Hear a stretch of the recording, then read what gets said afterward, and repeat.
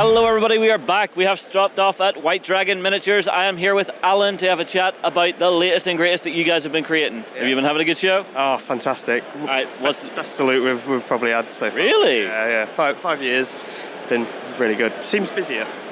Really? Is lots of people in the stand through the day? Yeah, it's been crowded. I mean, we're coming to the afternoon now, so it starts to lull a bit, but this morning...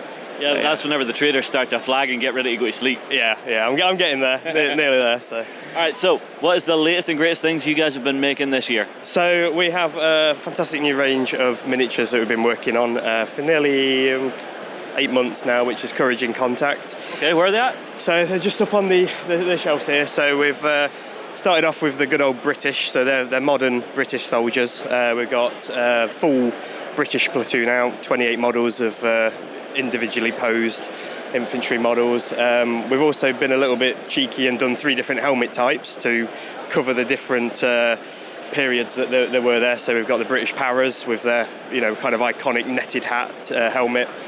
We've got the Mark 7 with the scrim netting, which was probably the most seen helmet there, but also the Mark 6. So we've got that.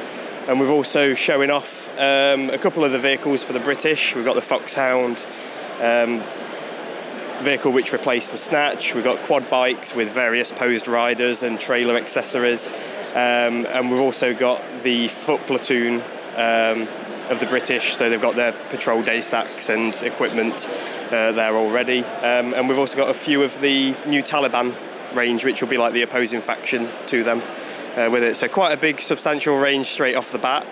It really sounds like it, and it's nice to see someone tackling the modern day warfare that we have these days. So it's very cool to see. Yeah, it's sometimes, is it a bit of a taboo subject because it's still so recent, but I'm an ex-soldier and, It's one of the oldest arguments we have within the wargaming world is how soon is too soon for a conflict to be turned into a war game. Yeah. At the end of the day, we are sitting down to play games and show off tactical situations. So I honestly believe you can visit any time period, even right up to modern day stuff, without it being taboo, because it's not meant to make a mockery of it, it's meant to represent it on the tabletop. And I think showing that kind of thing on the tabletop is something that's very special that we're able to do within our industry. And absolutely right. Yeah, I mean, to me, I'm an infantryman at heart, and so I've put real passion into the posing of the models to make them as realistic and how I was when I was in Afghanistan and Iraq, what kind of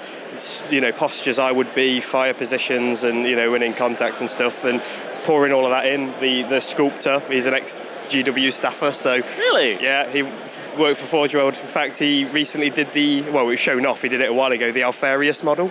I see. The Primarch, that's one of his works. So he knows miniatures, I know posing of soldiers and stuff like that, so it's kind of this a bit of a coup, little match made in heaven to get them done. So no, it's really, really good, really positive. The feedback from people seeing them and buying them today has been absolutely fantastic. Just pushing them forward. So yeah, the push now is to get Taliban there, and the range is just going to grow rapidly. We have the next 6 factions, I say factions, but countries planned out that we're going to be looking to very do. Nice. So we don't do a game system for it. It may be something that we touch on. We've been approached with some ideas of stuff, but at the minute it's just nice figure range, just focus on the models. Well, it's modern warfare has a very different style of play on the tabletop compared to something more historical. I mean, like most people will think, oh, modern, I can just run that with World War II, but not really, because you have a lot more fire and movement within modern combat. Yeah, it's all down to information on the battlefield. That is the key to the battles there now. Like World War II, it was very much head on force, and pushing back the front lines. Yeah. There is no front lines. That is the key to it. Being in contact, one of the biggest problems you have is location of the enemy. That is your biggest obstacle when you're trying to engage an enemy. Where are they? You can't engage them, you don't know where they are fully. So most vehicle combat these days, first sight, first kill. Yeah. Weapons are so effective at going through the survivability of certain vehicles. The Snatch Land Rover in Iraq's a key example of how dangerous the right weapon can be against a vehicle. So yeah, it's a huge challenge. And if I was going to go that route, there certain things that are lacking in rule sets that I see at the minute that I would like to kind of include in rules. Being there, done that type thing. Yeah, having that world experience gives you a different window into how you would actually play it out within a tabletop game. Yeah, absolutely. I mean, you have to abstract certain parts of it because it's not a simulation. Yes. It is a tabletop game, but certain things should be reflected into what does actually happen, and certain parts of that I just feel can be lacking in some rule sets, so it'd be nice to kind of cover those bases, but the main focus now is just get some miniatures ready and pumped out. So, well, speaking of pretty miniatures, we are currently running a live blog today, and every company we're coming across, we're asking them if they would possibly like to throw out a little prize there for our viewers out at home. So would you have something for them? Yeah, so we're more than happy. We've got a full platoon of the British Mark 6 soldiers, so 28 models all there that they can have a chance to win today.